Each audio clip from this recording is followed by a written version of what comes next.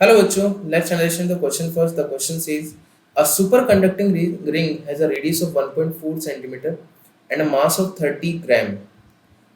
The ring carries a constant current I and is placed in zero point 0.5 Tesla magnetic field with field lines that are tilt at 20-degree angle outward from the vertical at every location around the ring. What must be the current I in ampere before the ring to float in the magnetic field?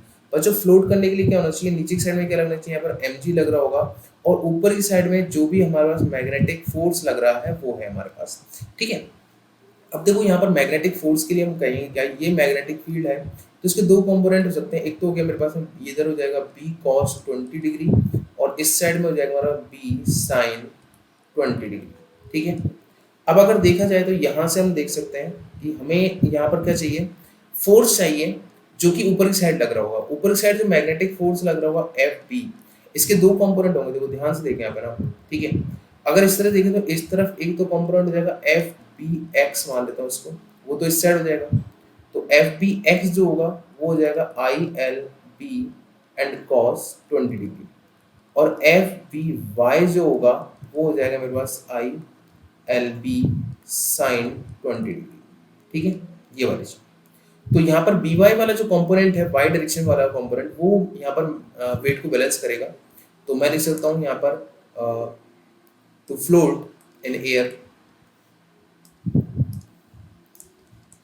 To float the ring, हम लिख सकते हैं यहाँ पर F B Y that is equal to M G. तो यह हो जाएगा I L B sine 20 degree equal to हो जाएगा एम जी।